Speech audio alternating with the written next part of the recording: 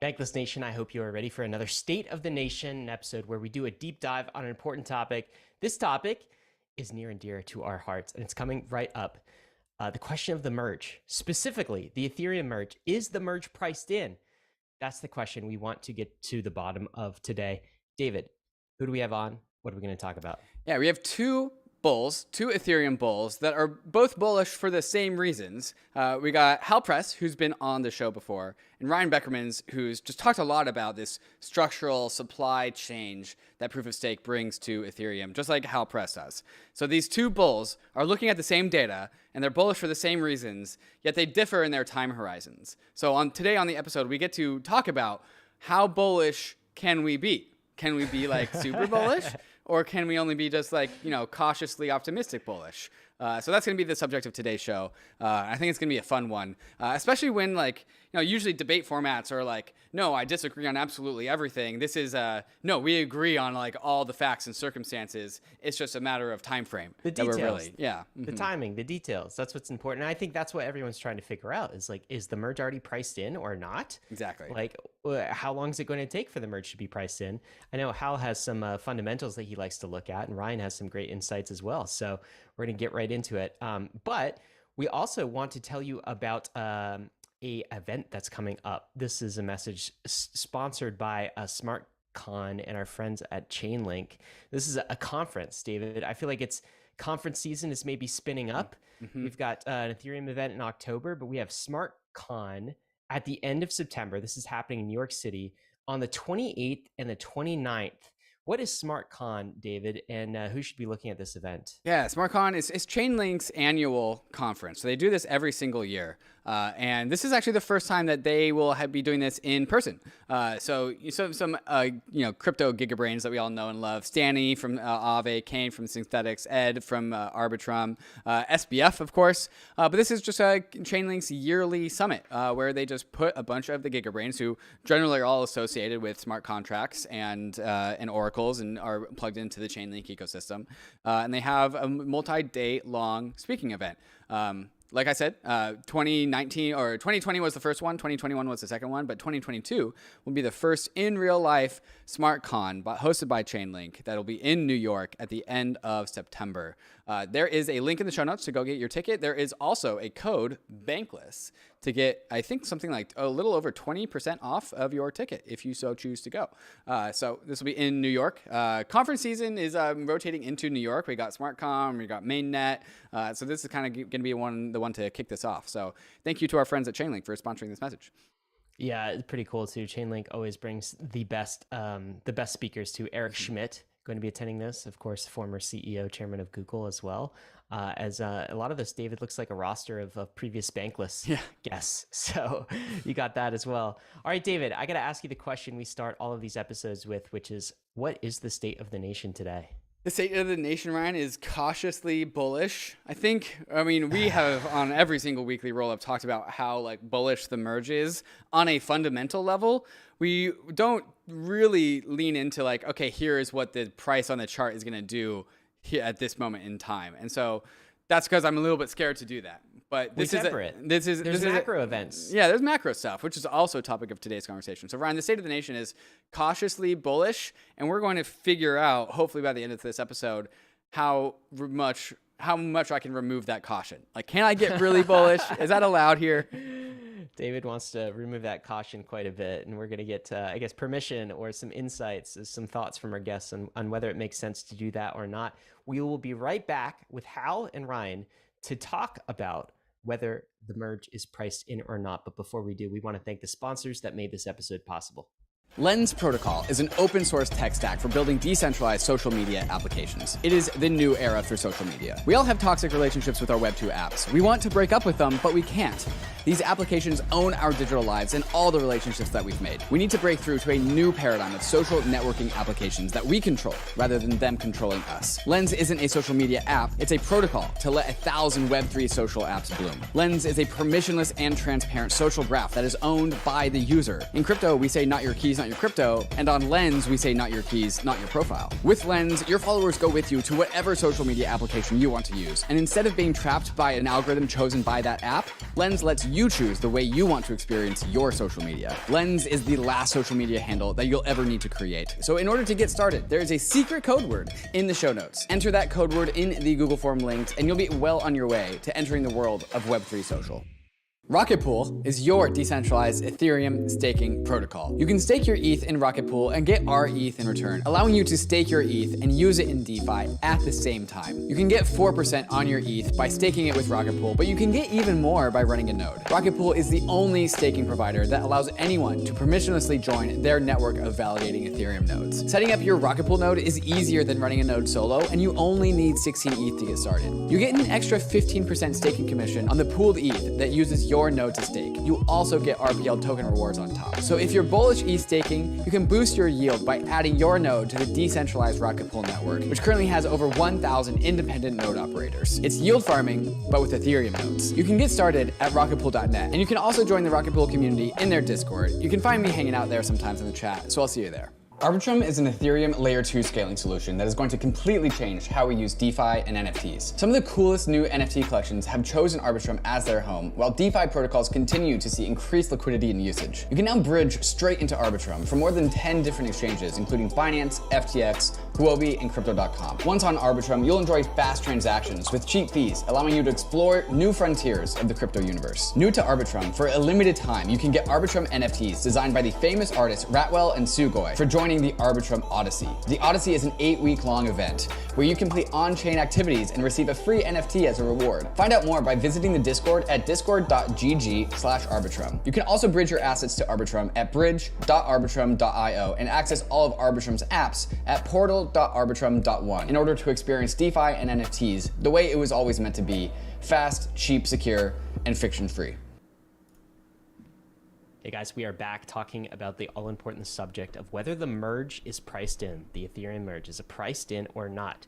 We've got two guests to introduce to you today. Hal Press, he's been on the show before. Hal Press leads North Rock Digital, which is a fund that Hal has set up that he is betting the fund on the merge, basically. That's where the capital is going. He sees a massive asymmetric opportunity that the merge brings. We had him on Bankless, I think back in May, Hal, if I'm remembering correctly.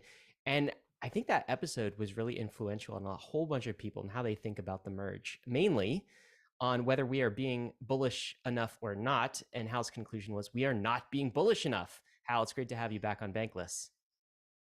Thanks. I'm glad to be back. Thanks for having me back. Guys, we also have Ryan Berckmans, who's also an Ethereum bull. Okay, make no mistake.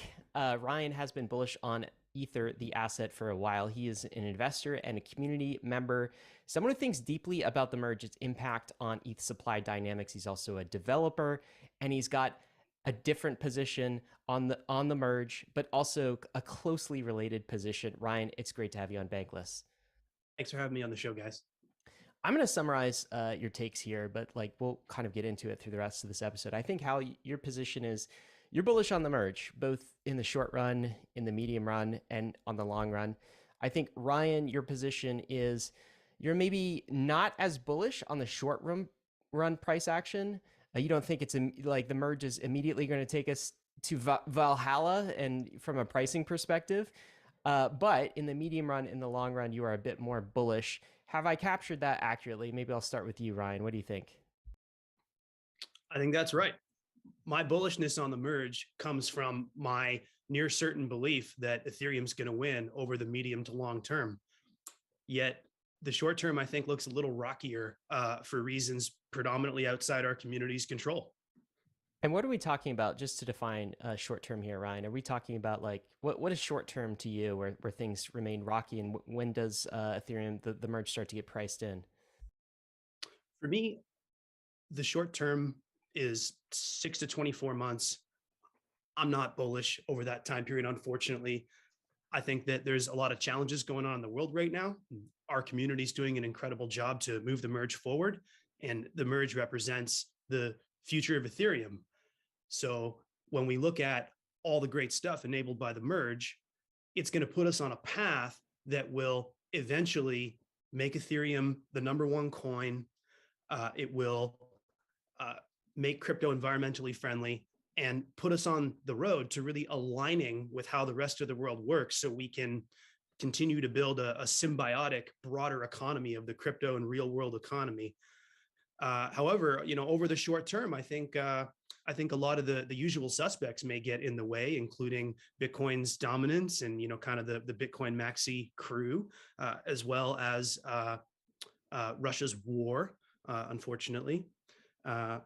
It sounds like the economy was not necessarily doing so great before COVID, and so I think there are potentially some headwinds over the short term.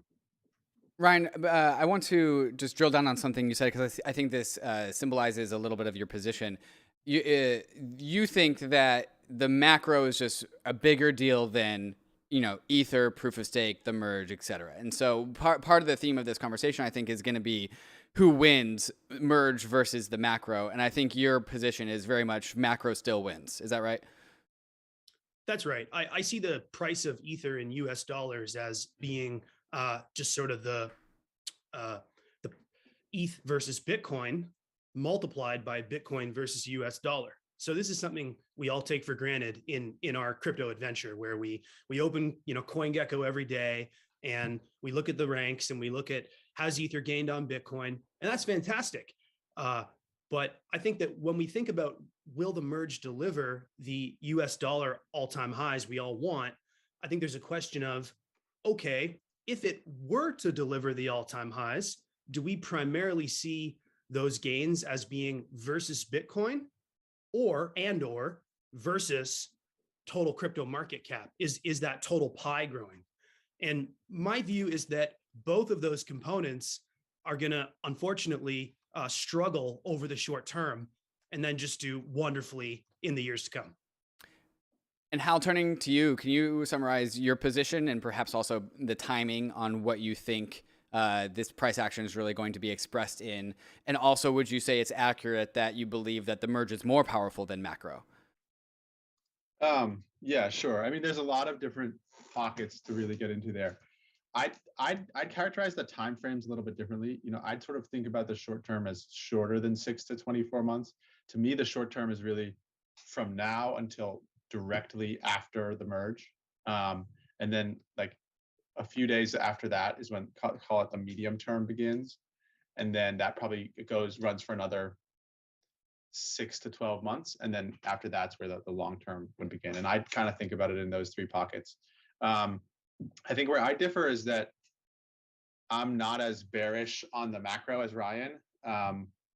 I generally don't think people have a ton of ability to predict the macro. So to say that, like, to try to forecast a negative macro environment from here, I think is naive. And so I think about it more idiosyncratically as, like, what can I expect about ETH just versus the rest of crypto market cap? So just taking out macro.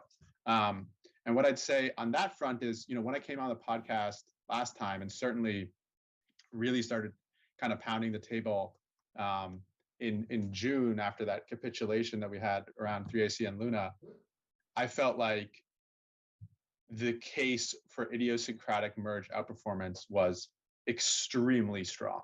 I felt like that was kind of that was when the generational opportunity really began. We were kind of 3 months away from the merge. People still didn't believe it was going to happen in September. People didn't think it was going to be a big deal. And it was all starting to come into focus. And that's where I felt like, that was the most juicy opportunity. And I think since then, ETH has massively outperformed basically every other crypto asset on a beta adjusted basis. So, it's up close to 100% off the lows, whereas a lot of the higher beta alts, which you would expect, like if someone told you from June ETH would be up 100, and you said, okay, what would the basket of Solana, Avalanche, Cosmos be up? I mean, you would have guessed, like on the beta, at least 150%. But if you look, it's actually, they're only up 40%. So they've massively underperformed despite higher beta. And if you look versus Bitcoin, the ETH BTC ratio is higher now than it was when Bitcoin was 30,000. So like ETH has dramatically outperformed pretty much every asset in crypto since that point on a beta adjusted basis. And to me, it's almost entirely attributable to the merge. So I think, that's already happened. So I think, like, we no longer have to debate whether the merge is going to have an impact. It's already had one. However, now we have a date. It's September 15th, 16th. Everybody knows about it. A lot of people are talking about the merge. So like whether the merge is priced in or not, I don't think it's a binary. I think it's more priced in now than it was in June, but it is still not priced in my opinion. I think there's more room to go, but I think if you had to rank it, it's probably a bit more priced in. And then to kind of get to why I think it's ultimately not priced in, I think it's useful to break down how I think about catalysts in general. To me, there's really three kinds of catalysts. I talked about this a bit in the initial piece I wrote, and they all have to do with flow. So the first and easiest to price in type of catalyst is a fundamental catalyst. So if you have a stock that is going to report earnings, and everybody knows that stock is going to probably have good earnings, and then they have good earnings, the stock generally doesn't move. And the reason is because even though good news came out, it didn't actually change anybody's view because they already knew the good news was going to come out. And fundamentals don't actually impact price directly. They only impact price through their ability to create flows on the other side. And if everyone was already positioned for the good earnings, it's not going to change anyone's mind. And therefore, no one's going to update their position. And therefore, the stock doesn't move. And so those fundamental catalysts are like, okay, we know it's coming, it comes, and nothing happens in the price. And those are easiest to price in my opinion. And then you have what I'd call kind of a one-time flow catalyst. So XYZ token or stock has a big holder unlock on a certain date, and the market knows about it in advance. But it's still harder to price in because the market has to actually go in and front run that flow. So let's say they know there's 1,000 units unlocking and 80% of those will be sold. So there's 800 that are going to be sold on that date. The market has to go in and sell those 800 units. And then when they actually unlock, buy them back to effectively price it in so it doesn't move on the date. And generally what happens is the market somewhat prices it in. They'll sell like 400 or 500 units, but not the full 800. And so it becomes somewhat priced in. And those one-time flow catalysts, even though they're known in advance, aren't usually fully priced in. And then the last kind of catalyst that I think about is what's called a structural flow catalyst, which is what the merge is, which is it's not at a certain date, there's going to be this one flow that happens and it's over. It's at a certain date for the rest of eternity, there'll be a continuous flow and every single day. And that is the hardest to price in and really kind of impossible to price in, because if you want to price that in, you need to have somebody doing the other side of that action every single day into the event and then unwinding it every single day after the event has occurred. And that's really not a practical thing. There just aren't any market participants that do that. And so a question becomes, okay, we know it's not priced in, but for how long is it priced in? That's really it. Like eventually, you will chew through all of the supply that needs to come out, but it's kind of a question of looking at the magnitudes and how long is that going to take. And so ultimately, that's why I don't think the merge is priced in like as a if you ask me that as a binary, but I think ultimately it's probably a bit more priced in now than it was, call it 2 months ago. That's kind of an overview, and then happy to get into any of the kind of specifics from there. Ryan, what thoughts came to mind while you were listening to Hal just now? I think that Hal. I never know which Ryan you're talking to. Always guessed Ryan. All right. There's Ryan A Perfect. and there's Ryan B. This is Ryan B. Thank you. Yeah, perfect. Works just fine. Now, Hal, I think Hal's absolutely right that a huge part of the world, including those who are allocating into crypto or buying or selling tokens, they don't realize the merge is actually happening. They don't realize it's definitely, more or less definitely going to work based on the robust track record of test nets and due diligence from the community. They also don't realize that so much, in my view, and I think Hal's view as well, so much of the prices are today in this era determined by this proof of work selling schedule. Like the amount of crypto that we paid miners last year through the bull run was just stratospheric. It was incredible. So I think Hal's right that going into the merge, there is significant opportunity for short-term gains for ETH as those participants who just don't even believe the merge is real are disillusioned. as well as I think that just the general execution risk around the merge, which especially is difficult for the decentralized population of capital allocators to estimate. So if you're a merge engineer, maybe you're sleeping well, you think it's going to work no problem. But I think a lot of us are like, wow, they're changing the engine of the airplane while it's running. Let's see how that goes. So I have full faith and confidence in the merge and our community's progress towards swapping mainnet off mining. But there are those who don't, and so I think Hal's view that the merge poses significant, very near-term gain potential, it makes sense to me.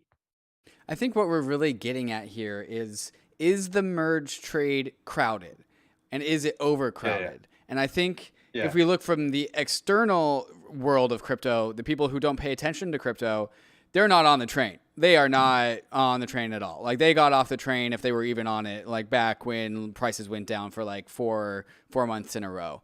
But really, I think the alpha that we're trying to get at is like how much of the internal to the crypto industry is on the train. Like, and one of my signals that I've gotten is that there's so much like anti-Ethereum, anti-merge, like FUD and hate on crypto Twitter lately. That's telling me that there's a lot of people unexposed to the merge. And so before I throw it back to Hal, Ryan, do you have any like insights or thoughts as to like how much exposure does the general crypto market have to ETH right now? I think a lot of folks picked their horses and they like to hold their horses for the long term. And I don't think that the progress on the merge has changed many people's minds about the overall distribution of capital in the industry. So you look at folks who own Bitcoin, and Bitcoin's today worth about double Ether. I don't think they look at the merge progress, and I don't think they say, wow, my Bitcoin thesis is wavering now that the merge is scheduled. My Bitcoin thesis is wavering now that the testnet merge was successful. I don't think they feel that way. So no, I think a lot of folks are unprepared for the success of the merge. And I think while I have no specific trading expertise over a time horizon of like days to weeks, that's not my expertise. I would say there's a lot of folks who are not going to see the success of this thing coming. And it is important to note, just for context for listeners, that like the merge has been kicked back for years and years. And so like now that it's finally had a date, like it's kind of been like built into like if you're not on in the Ethereum world, like when there's an actual merge announcement, like it's kind of built into your DNA to ignore that. Ryan, would you say that that's kind of, we're chalking that up to like some evidence as to why people are still unpositioned for the merge? Oh, absolutely, David. I have a good friend from college who's not a crypto fellow. He's a Silicon Valley engineer, sort of ardently anti-crypto, great buddy. And him and I had a bet about a year ago that the merge would happen this year. And I sent him a message last week and I said, hey, buddy, the merge has been scheduled. I'm going to win the bet. And he said, yeah, right. Crypto bro is always saying the merge is scheduled. It's a bunch of crap. So I genuinely think that they don't believe us.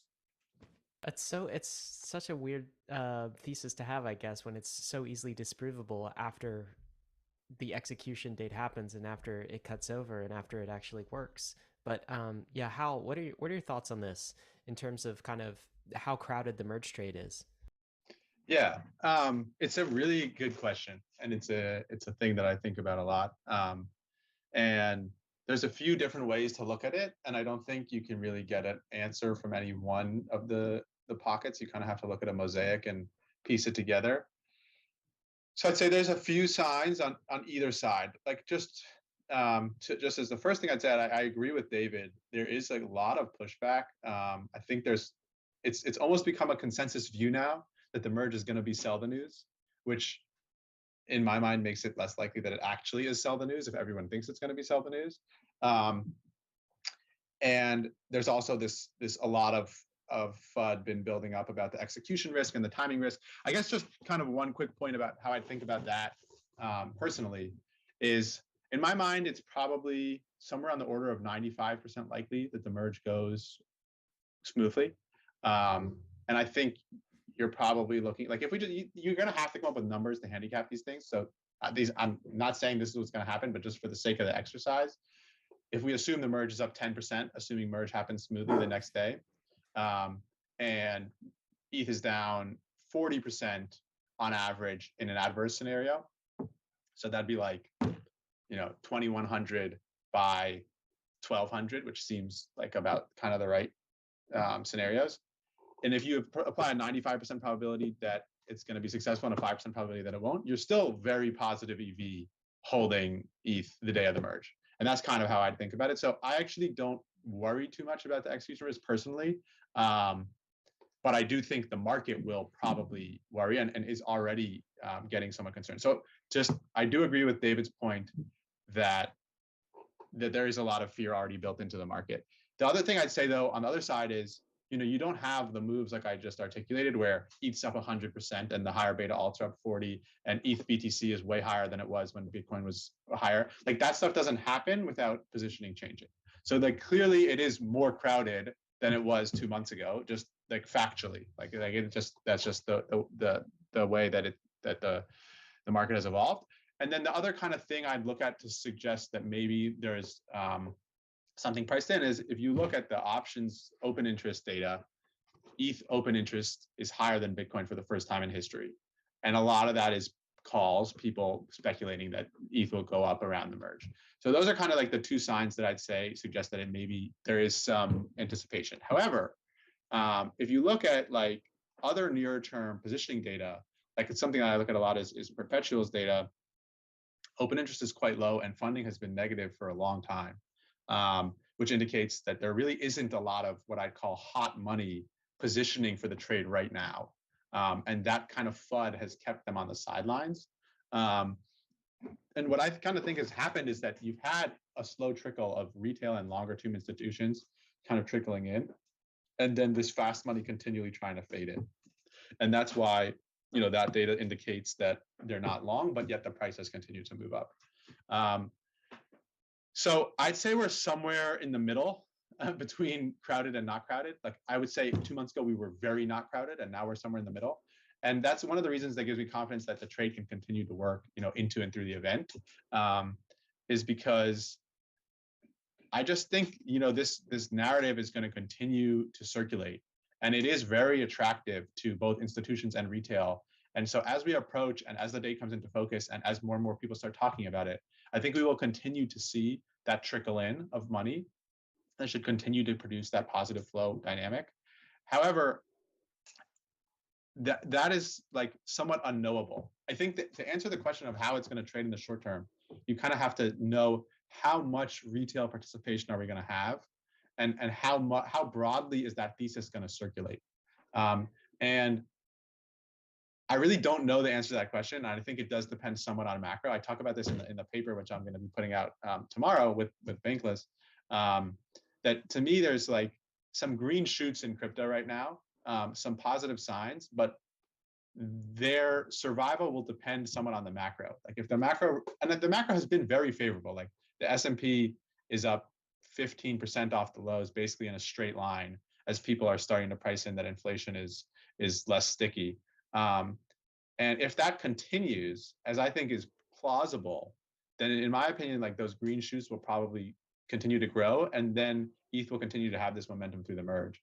But if it doesn't, then they may not. And so it's hard. It's unknowable, and that's kind of how I'd frame it. By the way, my bias and my base case would be that it does continue, but it's obviously not 100%. I was going to say, by the way, Hal mentioned an article. I would consider this more like a report that he's publishing tomorrow, and that's going out to all Bankless subscribers. We'll recap where you can get that at the end of the episode, but make sure you're subscribed to Bankless newsletter, and you'll receive that report. Last I checked, it was like 25 pages, and it was an update on Hal's merge thesis. Just a fantastic report on this. David, I think you wanted to grab the next. Yeah, on the topic of just like how crowded this merge train is, again, in the short term, I do want to start to kick this out into the medium term. So let's get to the actual date of the merge. Hal, Ryan, I'm assuming, and correct me if I'm wrong, that we are more or less pricing in, as in like these people on this call here, like a 95% plus certainty that the merge is going to work. There's not going to be any significant drama. Would that be a fair take? Thoughts from you both? Absolutely. The there's a reason it took 7 years. We have some of the smartest, most earnest folks in the world that have been ensuring that it works, looking at edge cases that, most of us couldn't imagine exist, never mind get to the bottom of. It's going to work. It's just incredible the effort we've seen from the community to move all the parts of this forward into the big date here. I have some friends involved in the process, and more closely, who are developers, and just the amount of burning the midnight oil and healthy paranoia to ensure that we have all the boxes checked. It's absolutely inspiring. Same from you, Hal?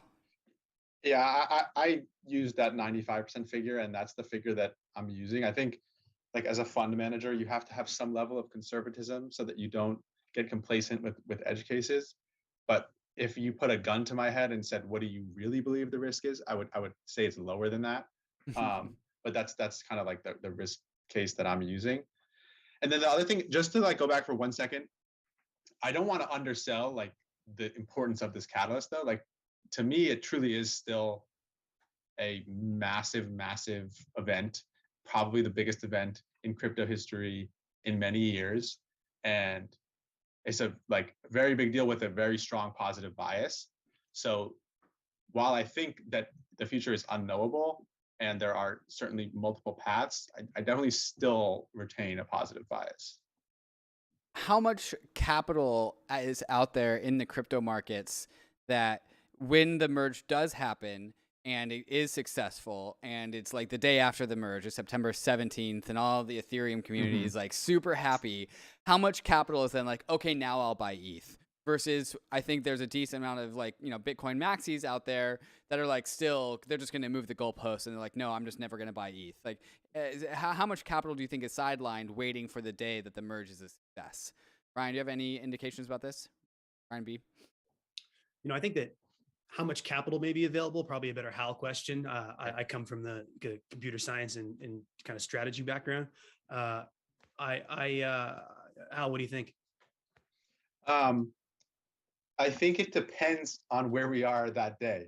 Like, I think you can answer that question if it happened today. Like, so if it happened today, I think there's plenty of capital. Like, I think the fast money is on the sideline. Like, you can look at that from the data. A lot of people are still fading it. A lot of people are worried. There's going to be plenty of money to purchase it the next day. If by the time we get to the merge, there's a frenzy that's developed, and the thesis is blaring from the loudspeakers of the mainstream media, and the positioning data is different, there may be less of that. More of that may have come in advance. And then on the flip side, if macro worsens between now and then, and some of the money that is already in actually exits in advance, then there will probably be even more money. So I'd say right now there's a moderate amount, but there's potential for that to change. And I'd say like that moderate amount is probably on the order of low single-digit billions. Low single. Do you have any idea how much that would actually move the price? Like I said, my kind of base case is something around 10% next day move, assuming success. And wow, 10%.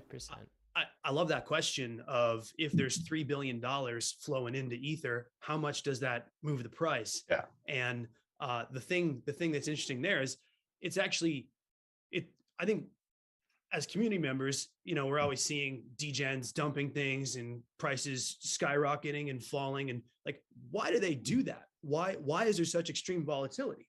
And the answer is that it's because of supply inelasticity. It's because when you dump a certain amount of money into a token, well, it depends a lot more on the circulating supply, and it depends on whether you buying it actually make the existing holders more bullish, so they raise their own personal price targets.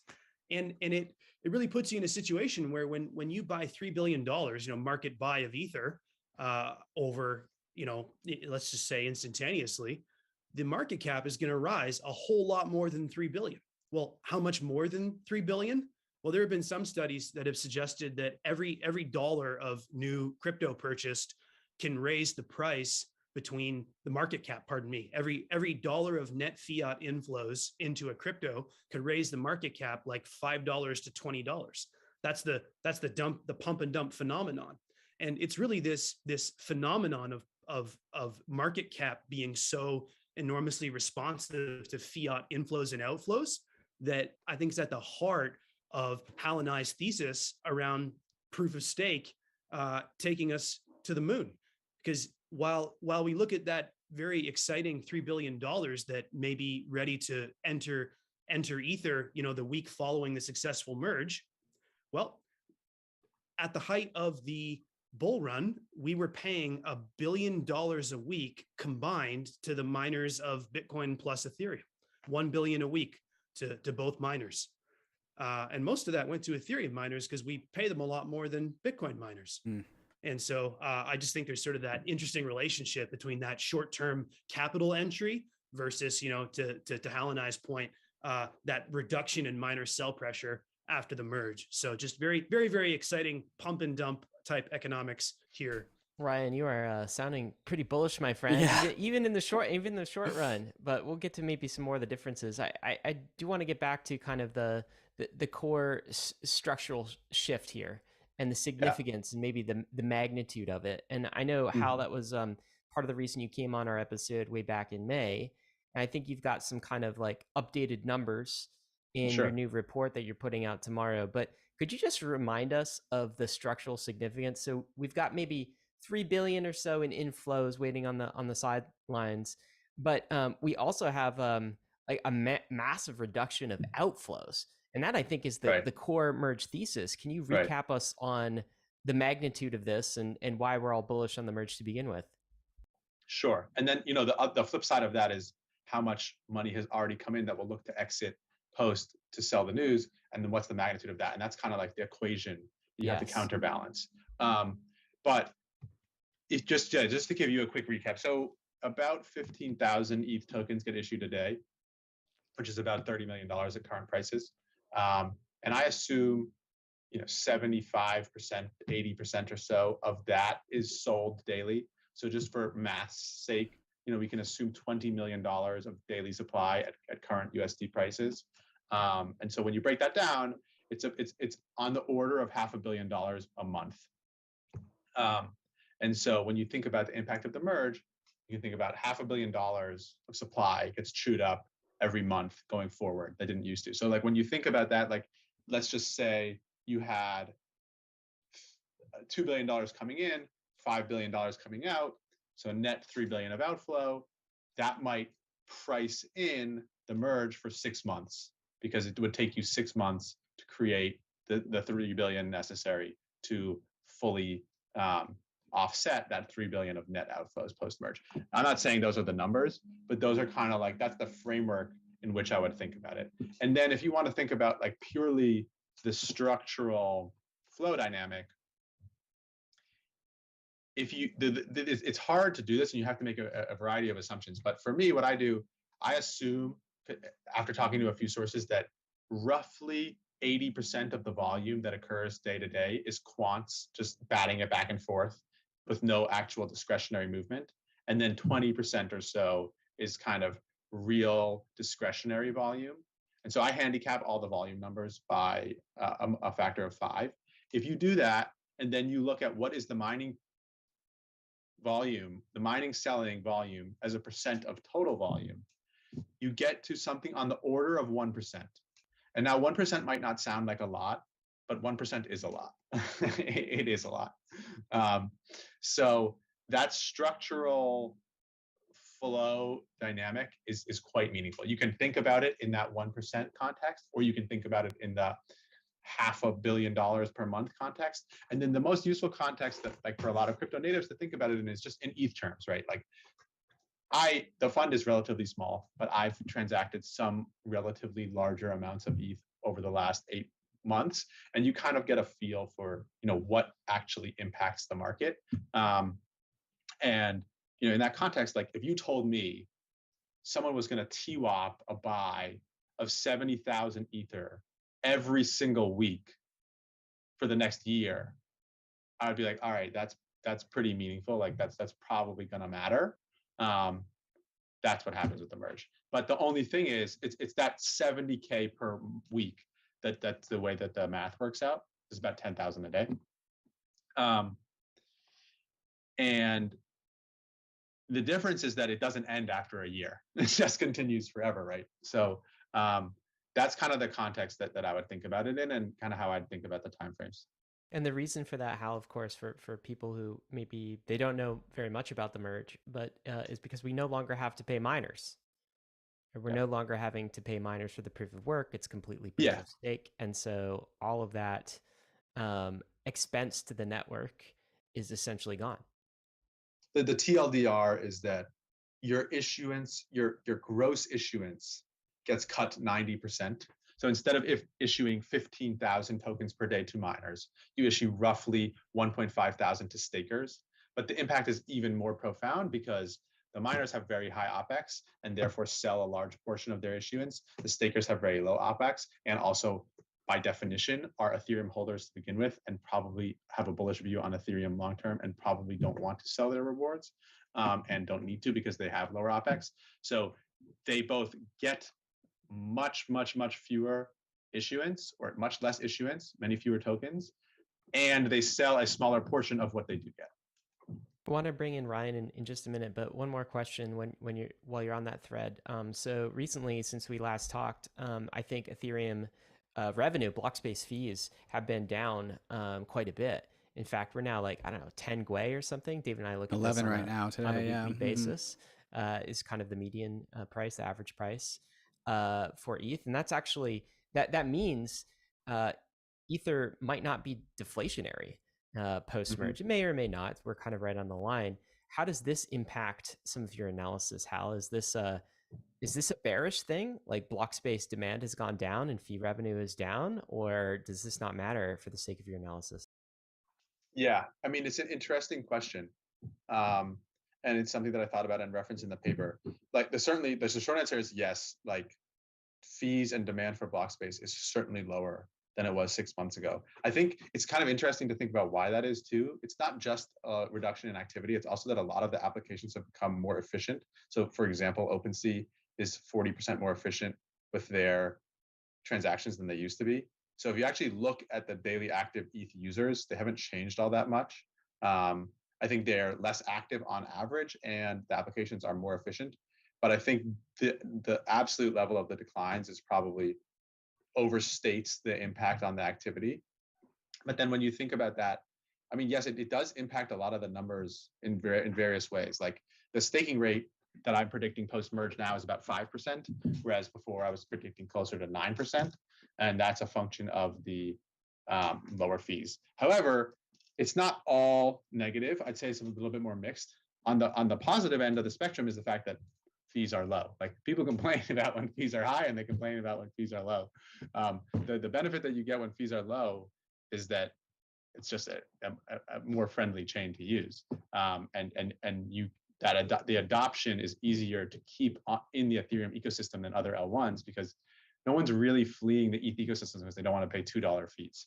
Like, yes, you could probably pay half a penny on some other chain, but it's not driving the decision nearly as much as when you're paying for a $200 Uniswap transaction.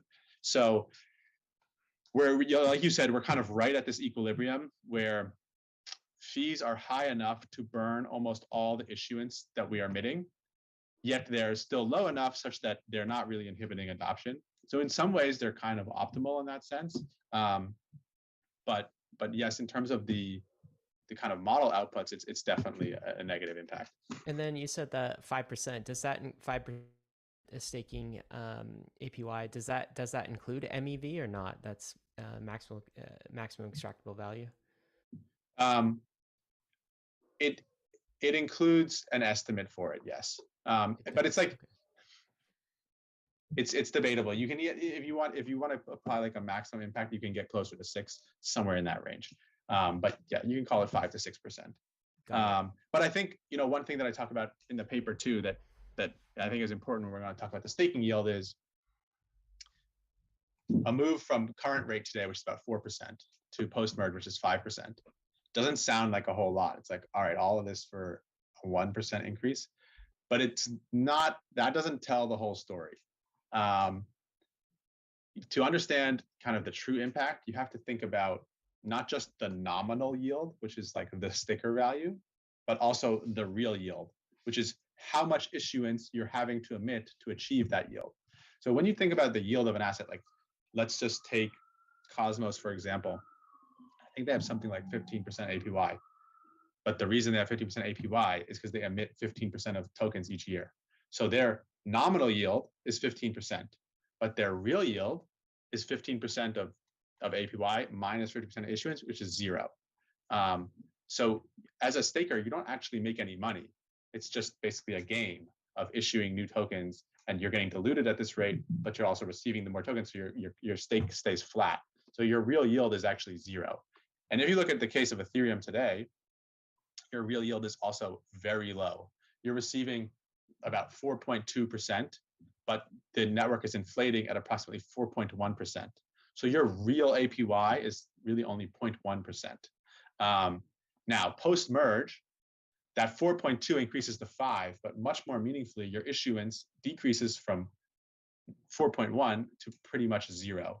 So you go from a 0.1% real yield to a 5% real yield. And that is a massive, massive shift. And the fact, and that will create basically the first real yield in crypto, which is a really profound There's dynamic. nothing. I think your paper said there's nothing even close to this. The closest is maybe the BNB chain, just something like Right. 1%, and that's Right. getting its yield from fees, or is that? That is getting its yields from buyback? fees. So BNB is the one other chain that has legitimate fee pool that does have real yield, but it is lower. This difference is this really starts to make Ether look when in its staked form like a bond, like an internet bond, as we've been talking about all along. And the way you're framing that real versus nominal seems to be the way that people talk about bonds, right? It's like what's your real return on bonds? Can you talk about that a little bit? Sure. So it depends the price of the bond. So like if you buy a bond at 95 on the dollar and it's yielding 5%, your real yield is going to be closer to 10 because you're going to make up the par plus the yield. But like if we assume you're just paying par for the bond, then your real yield is just the yield of the coupon payment. I actually don't quite agree with the internet bond analogy, but this is kind of semantics. Like to me, like it's not just bonds that have yield, right? Apple stock has a real yield. It's in the form of earnings. And to me, ETH is more akin to Apple stock than it is to the US Treasury bond. Because if you buy a US Treasury bond, you know you're getting a fixed principal payment at a certain date in the future, right? If you buy Apple stock, you know you're getting a yield for as long as you hold it, and then when you go to sell it, it's whatever someone's willing to pay for it. That's the case with Ether as well. It's not like you buy $100 of Ether, you get this yield for 10 years, and then in 10 years you can just you'll be able to sell it for $100. It may go up, it may go down, you don't know, and you get yield paid in the interim. Yeah, so I think it's more similar to an equity. Okay, I don't want to say that word. Similar to a stock than I do that see that bond. comparison, but like going back to kind of the real versus nominal bond yield, right? It's like if you're buying a sovereign bond, for example, you're gonna have to take out inflation to see if you're actually making real returns on that thing. Right? It's like if you're getting a return of like 4% on the bond, but inflation's like 9%, your purchasing power is diminished by 5%, right? So that doesn't make sense. Whereas like it's different in Ethereum. This is a true real return of 5%. And if you want to compare the internet bond to other sovereign bonds in its class, that is a lens to compare it to. You can compare it to equities, but you can I think also that's compare fair. it to bonds. And we could spend the whole episode on the nuance of this. So I'll pass. Well, to take this conversation forward about the same subject matter, though, is that one of the models I've had for like this yield on Ethereum is that it might actually be something that attracts a lot of external capital. Maybe it attracts more capital from the crypto space, but it might actually be the thing that penetrates out into the quote unquote real world, the legacy world, and attract a bunch of new buyers to buy Ether on the principle of the actual real yield. Hal, do you have any sort of like measurement or magnitude of how much capital might flow in just based off of this, or any like speculation there? Yeah, it's like impossible to say, like actually it's not impossible. I haven't done the necessary analysis to say this is how much capital is out there with a mandate to invest in kind of bond-like assets. And I think X percent of it is going to come in and blah, blah, blah. I haven't done that work. But what I would say is, I definitely agree with you. It's a very investable thesis for large institutions. If they know this is a product that actually generates revenue from actual users, and the revenue actually gets returned to the holders, and that's where the yield comes from. That is an important dynamic and an important part of a thesis for some of those larger investors. Ryan, turning this conversation to you, you've hinted at this once in the show, and I believe it's also your pinned tweet on Twitter. But I also wanted to get your comment on just like the magnitude of this whole yield conversation. Can you talk about just the limitations of Ether going up in price under this proof of work dynamic, and how as proof of work prices go up, then also proof of work selling goes up? And then also, any thoughts or comments that you have on this whole like real yield conversation? Certainly, yeah. So for me, the one of the most important fundamentals to learn about crypto may be that different kinds of inflation are not necessarily an apples to apples comparison. And so when you're running a proof of work chain and you pay your miners 5%, to Hal's point, miners have a cost structure that makes them, they have a competitive dynamic of mining that makes them willing and able to pay up to $1 in new marginal expense of hardware and energy to capture that extra one juicy dollar of mining revenue. And so Ethereum's success creates its own drag coefficient that, like for last year, for example, part of the previous segment of the conversation talked about fees and the declining fee structure. And last year, during the bull run, fees exploded, right? Who benefited from that? It was just miners. And in what way did they benefit? Their mining revenue went up. And so they invest more in hardware and grow their mining operations, which increases their cost structure. And so when you pay 5% inflation to miners, that very significantly hurts your chain's market cap versus 5% to validators.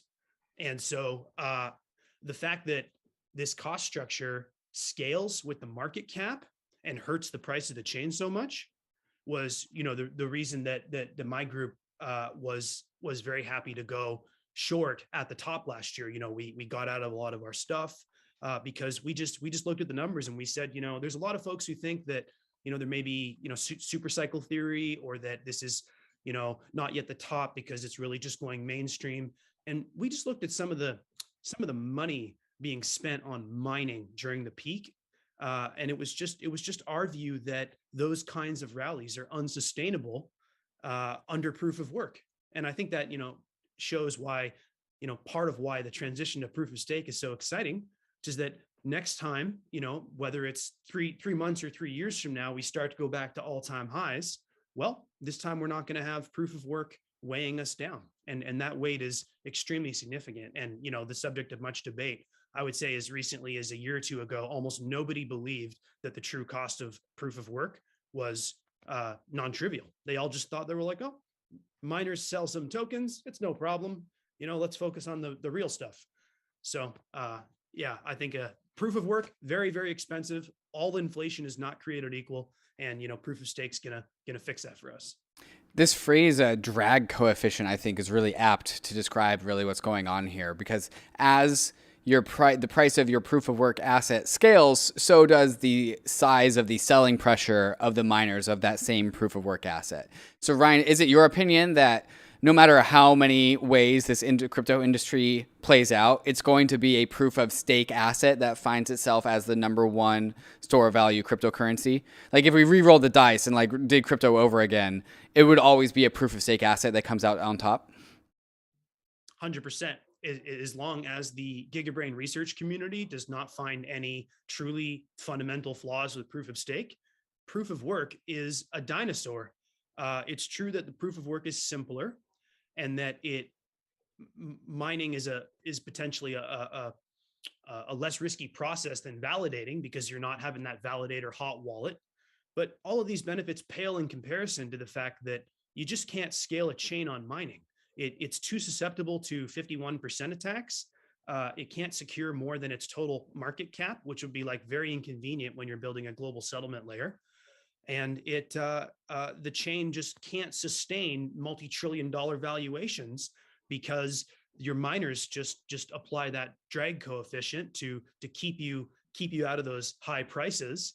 And unfortunately, for a chain like Ethereum, if we were to stay proof of work and their proof of stake had never been invented, there's no doubt in my mind that eventually we would pass Bitcoin and we would be a global settlement layer.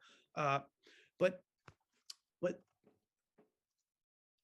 the thing about proof of work is it's kind of insipid, because you get this great narrative where you distribute the tokens in a more egalitarian fashion because miners are dumping, and hey, it's only a very nominal inflation rate. The tokens you're selling don't really hurt the market cap that much. But at the end of the day, it's a very large amount of money, and proof of stake is absolutely the future. And so the Bitcoin is not only going to get flipped by Ether, Bitcoin's going to get flipped by more than one decent public chain, even as Ethereum stays number one into the years to come. Justin Drake's model of these consensus layers being like engines has really struck with me from the Ultrasound Money episodes we did with him. And it's almost like Bitcoin is kind of an engine that's running on like some coal or gasoline, a combustion engine. And then like proof of stake, if you do it well, it's like nuclear fusion. It's like an order of magnitude more efficient in terms of dollars in versus value coming out on the other side. We've got a lot more to cover, David, though. What are we going to cover in the next part of this? Yeah, I think you guys can tell where I'm going with this conversation. We're going to talk about the flippening, and your guys' schedule for it, whether it's happening in this year, next year, or the year after. We'll take a peek at that. And overall, just talk about like the remaining Ethernomics that we have not yet discussed. So we're going to get to all of those conversations and more right after we get through some of these fantastic sponsors that make this show possible. JUNO is bringing crypto-friendly banking straight into your checking account. With JUNO, you can send money from your JUNO checking account straight onto a layer 2, like Polygon, Optimism, Arbitrum, and they have ZKSYNC and StarkNet support on their way. You can skip the ACH wait times, you can skip all the gas fees, and go straight from your checking account to an Ethereum layer 2 in seconds. Inside JUNO, you can buy and sell crypto with $0 fees, and your JUNO checking account comes with a metal MasterCard that gives you up to 5% cash back on your spending. JUNO is also giving you $10 cash back on your first crypto deposit and $100 when you set up a direct deposit. This ad just writes itself, so go sign up at juno.finance/bankless. ZKSYNC is an Ethereum Layer 2 network that is pushing the frontier of high-performance blockchains that don't compromise on security or decentralization. ZKSYNC has combined the power of zero-knowledge rollups in the Ethereum virtual machine, enabling developers to build the greatest Web3 projects possible, ones we haven't even seen yet. Crypto needs its killer applications to onboard the world, but crypto killer apps need ZKSYNC as a platform to build on first. It's generally accepted that zero-knowledge rollups are the conclusion of crypto blockchain scaling technology, and ZKSYNC is leading the charge into the final frontier of crypto economics. So if you're a developer who wants to build your app on a future-proof foundation, which gives your users the best UX possible, check out ZKSYNC's website at zksync.io. And yes, there's also going to be a token, so give them a follow on Twitter too, at ZKSync. The Brave browser is the user-first browser for the Web3 internet, with over 60 million monthly active users. And inside the Brave browser, you'll find the Brave Wallet, the secure multi-chain crypto wallet built right into the browser. Web3 is freedom from big tech and Wall Street, more control and better privacy, but there's a weak point in Web3, your crypto wallet. And most crypto wallets are browser extensions, which can easily be spoofed. But the Brave Wallet is different. No extensions are required, which gives Brave browser an extra level of security versus other wallets. Brave Wallet is your secure passport for the possibilities of Web3, and supports multiple chains, including Ethereum and Solana. You can even buy crypto directly inside the wallet with Ramp. And of course, you can store, send, and swap your crypto assets, manage your NFTs, and connect to other wallets and DeFi apps. So whether you're new to crypto or you're a seasoned pro, it's time to ditch those risky extensions, and it's time to switch to the Brave wallet. Download Brave at brave.com/bankless and click the wallet icon to get started. And we are back. We are going to lead into this conversation a little bit more on this proof of stake versus proof of work store of value. Hal, I want to continue this conversation with you. Can you talk about your perspectives as to what a proof of stake consensus mechanism brings to the table when producing a store of value asset? And does your answer have any sort of indication as to how fast Ether might flip Bitcoin? Yeah, sure. It's a broad question, so excuse the long-winded answer, but I'll try to get into some of the kind of first principles about how I think about that dynamic. I think for a store of value, there's really kind of two variables and two characteristics that are most important to me. One is security. So I think gold has been the model store of value historically, and the reason gold is such a good store of value is because it has these two characteristics. One is security, and the other is credible neutrality. So gold, if you own gold, you don't have to worry about whether it's going to exist in 100 years. It's just a physical object, and you can be pretty confident that it will remain in existence for long into the future. And it checks that box fairly easily. No one can control it, et cetera. And then gold is also credibly neutral. It's not issued by one government. It's a natural resource. It doesn't have allegiance to anybody. It just is.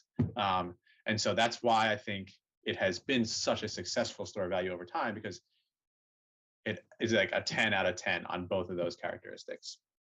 So when you think about that in the context of a cryptocurrency store of value, you kind of have to look at those two variables as well. So just to start on security, how a cryptocurrency gets its security is through the consensus mechanism. And really that security comes from the ability to protect against 51% attacks.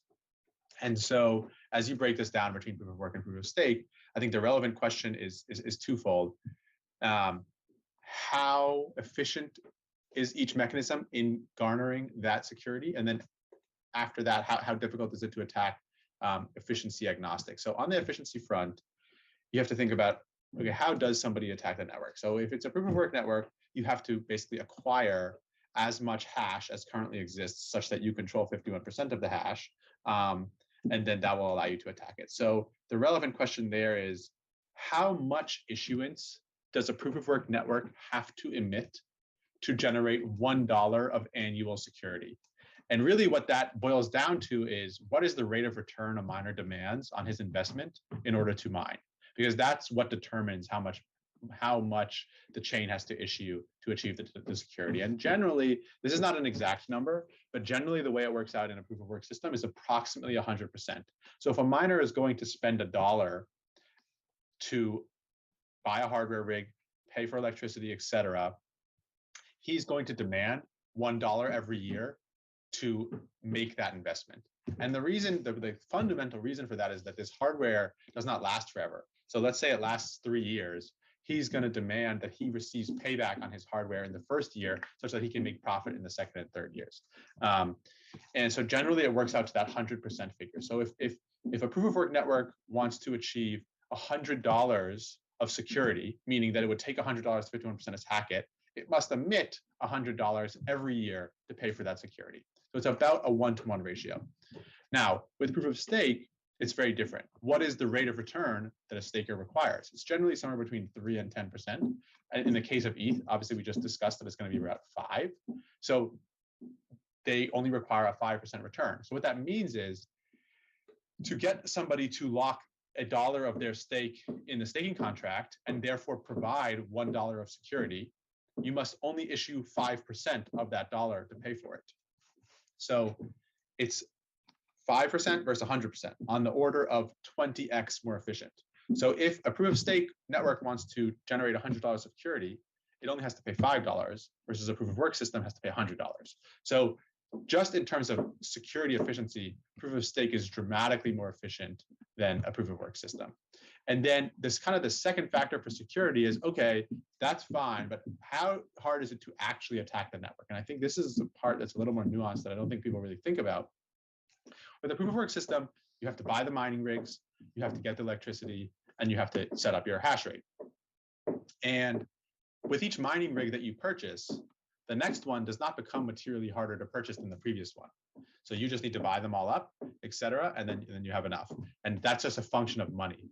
The problem on proof of stake is you're not buying hardware rigs, you're buying tokens.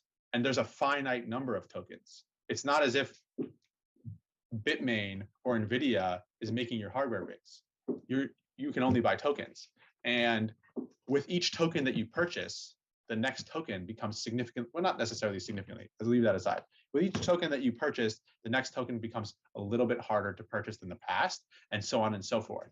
And so if you envision a scenario where, let's say, the Ethereum staking rate got to 51%, if you assume that those are good actors, the network is then mathematically impossible to attack because there does not exist enough tokens for somebody to have 51% of the stake, because 51% of the stake is honest.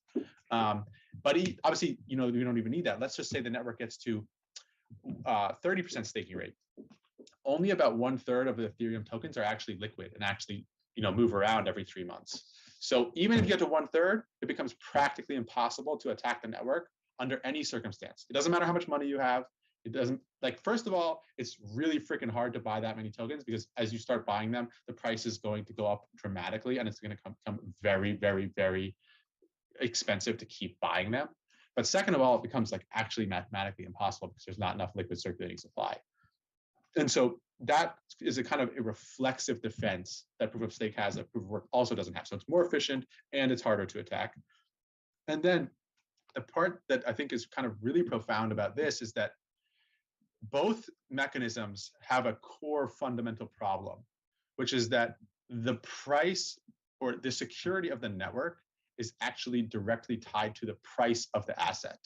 Meaning, because it's tied to the issuance, as the price of the token goes down, so does the value of the issuance, and so does the security of the chain. And that creates the potential for a very toxic and harmful negative feedback loop by which the price goes down, therefore decreasing the security, therefore making people lose confidence, which makes the price further go down, which makes the security further go down, and so on and so forth. And in a proof of work system, you really have no natural defense mechanism against that, because as the hash goes down, it doesn't become harder to buy mining rigs. Like Bitmain and NVIDIA are other standalone companies that are making these products for other things, and they can just keep making them. But for proof of stake, it's not just a function of the money, right? As we articulated, it doesn't matter how low the price goes. If there's not enough circulating supply, you still can't attack it. And it still becomes quite difficult, even if there is enough, because you will start eating through it. And so the proof of stake system has a defense mechanism that's actually reflexive with price, whereas the proof of work system doesn't, which makes it a lot more vulnerable to this negative feedback loop eventually someday playing out. And in the case of Bitcoin, the Bitcoin asset has been quite fortunate, or if you don't want to say fortunate, it's just so it's happened this way, such that around every halving, the price has also gone up dramatically. But price cannot go up exponentially forever, because I wrote about this in my paper. If the price doubles every halving for the next 7 halvings, the market cap of Bitcoin will be larger than all the M2 that exists in the world. So there is a natural bound. And so in that context, you cannot keep relying on price going up to keep your security budget. If you keep having the security budget, eventually price will stop going up, and then you're very, very vulnerable to this negative feedback loop. And so the only way to actually reliably generate the security over a long period of time is through a large fee pool. You need to have a mechanism that is sustainable to pay for your security other than issuance. And Ethereum obviously has that. It has the largest fee pool in the space, and Bitcoin obviously does not have that. And so for these multiple reasons, on the security front of this analysis, it's very clear to me that Ethereum is a better suited asset to be a store of value than Bitcoin. I think, honestly, I really don't know how Bitcoin is going to deal with these problems, because they just don't generate any fees. And that's the only way to actually generate long-term security. Their current roadmap, the security is compromised every 4 years into perpetuity, and that's simply not sustainable. And for a store of value, the single most important thing that you need is sustainability and confidence long-term. So that's just the very large first principles structural issue that I have with Bitcoin as a successful store of value. And until that's resolved, it's just very hard for me to see it really gaining adoption. And the main way that people would go to address that is with tail inflation. So basically get rid of the halving cycle, which has some of its own problems, but that also just guarantees inflation, which is also not what you want in a store of value. So for that reason, it's fairly clear to me on that, as in that angle, Ethereum is far better suited. Now, the second angle that I think we have to discuss, I don't know if Brian, you wanted to jump in with something, but in the sake of fairness, I think we should also discuss the second sort of characteristic, which is credible neutrality, which I think Bitcoin is currently ahead of Ethereum in. But I don't know if you want to jump in first. No, I agree with that on the credible neutrality front. Though I think Ethereum is fast catching up. I guess, you know, just to kind of round out this conversation though about sort of Bitcoin versus ETH and kind of the flippening. So Hal, do you think the flippening is inevitable? And if so, Sure. how soon do you think this happens? Is like the merge really the last ingredient needed? You know, Ethereum gets its monetary policy figured out basically, and that's the last thing necessary in order to flip in Bitcoin. And if so, when do you think that could happen? How soon? Can I do the credible neutrality point for 2 minutes and then address that? Yeah, 'Cause do it that. flows Do naturally that. after. Yes. I'll do it quickly. So basically, the only point about credible neutrality is just that the second characteristic a store value needs is credible neutrality.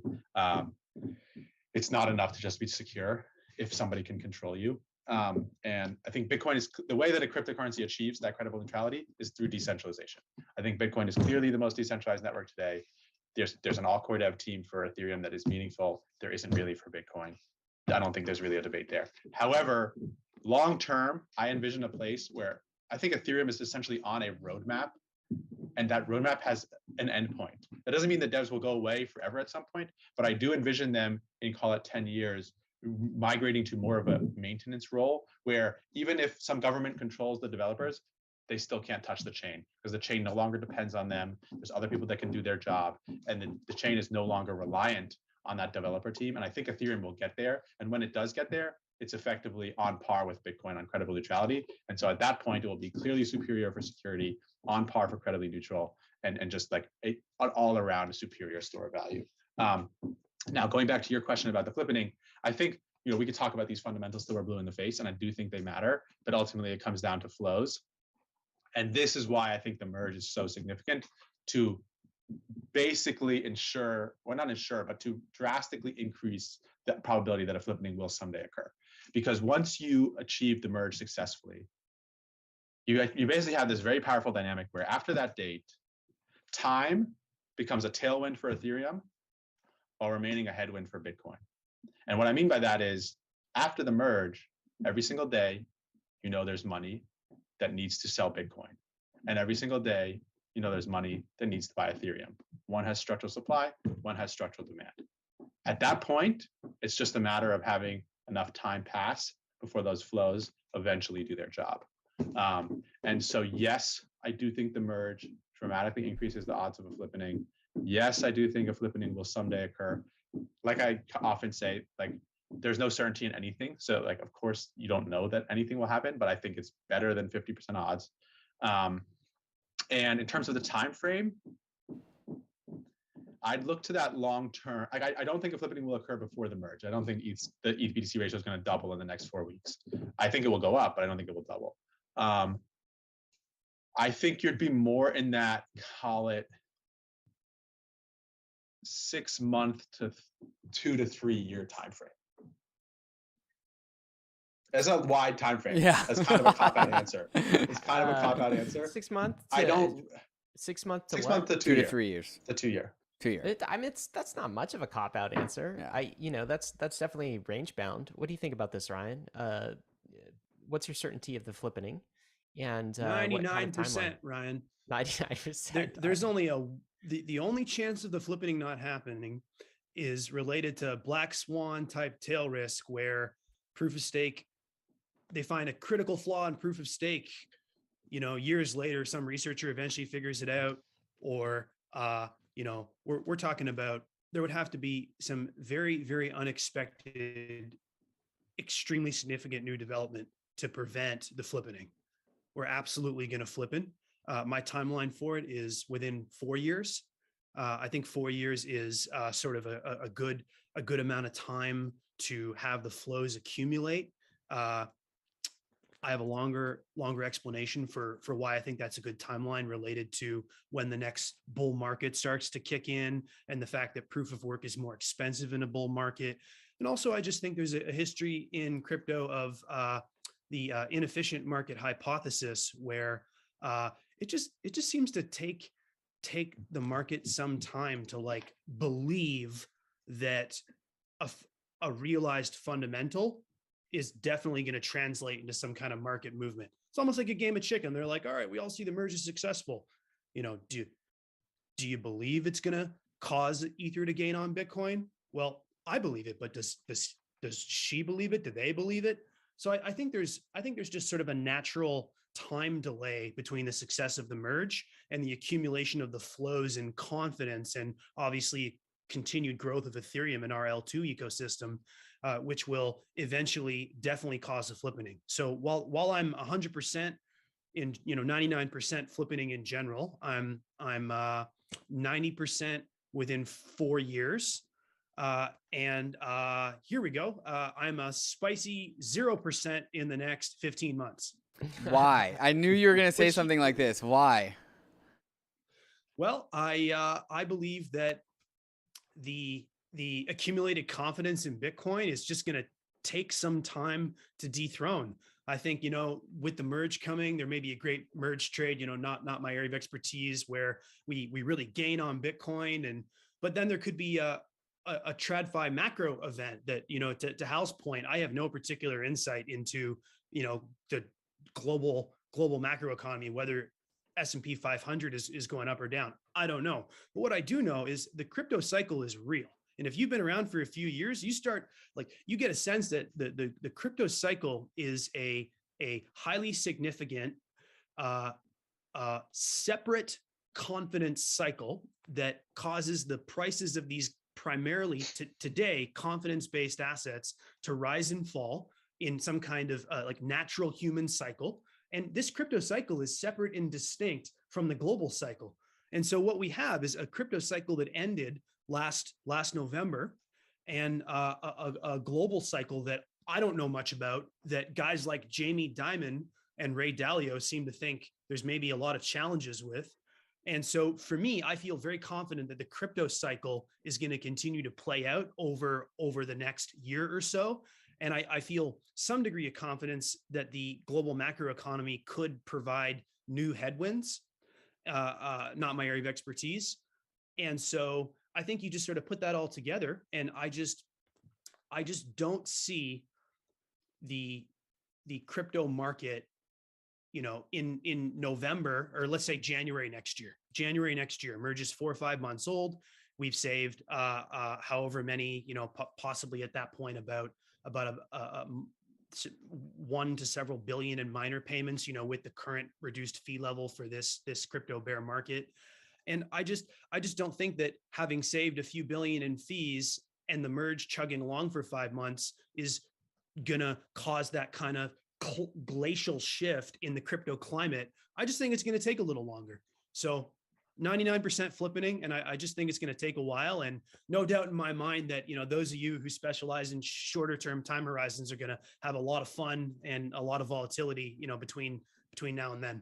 Well, so let's end this, and this has been a great discussion, guys. But let's end this with one question, which is positioning relative to your thesis. So, Ryan, we'll start with you, and then we'll go to Hal. But Ryan, your thesis is bullish, long ETH, I would imagine.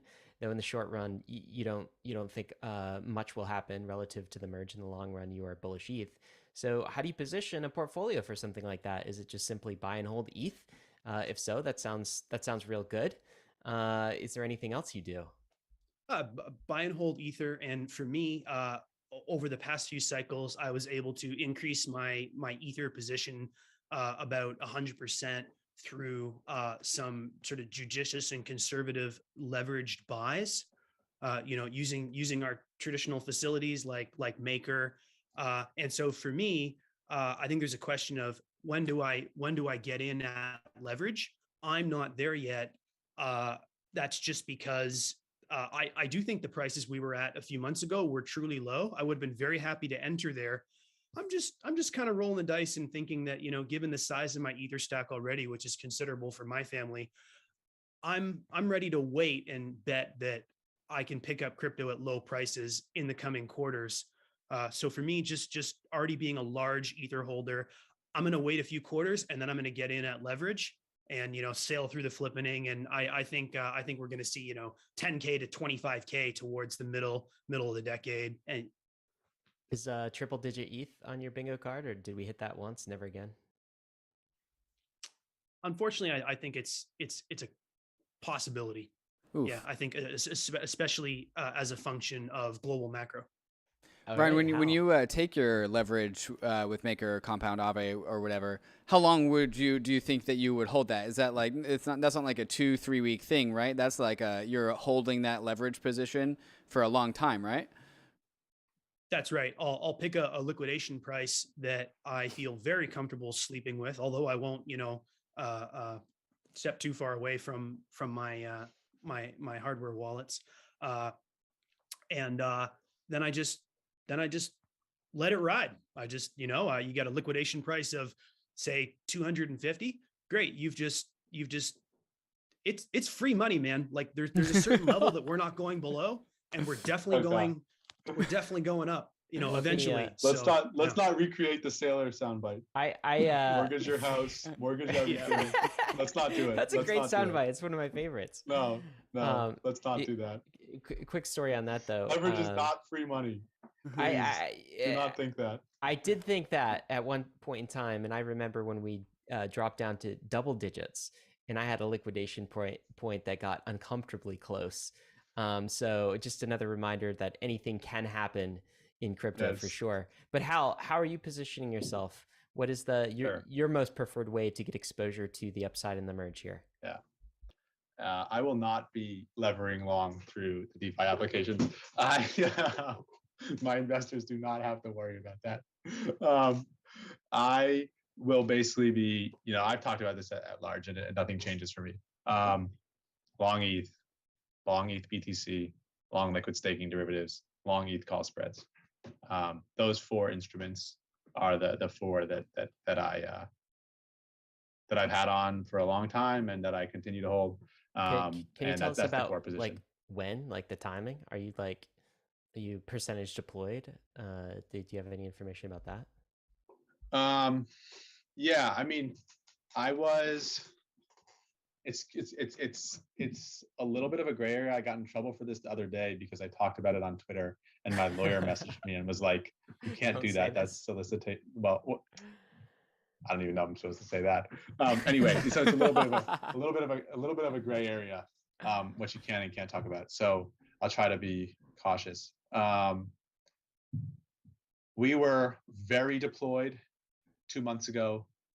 Over the weekend, we took leverage down a little bit, mainly just because I felt like I had a lot of alpha 2 months ago, and now, with a date being set, with everybody talking about the merge, I felt like some of that alpha had been priced in. Like we said, I felt like some of the merge is priced in, but not all the merge is priced in. So naturally, I feel like as an investor, my position sizing should match my conviction levels. So we took stuff down a little bit, but we still have a large core position.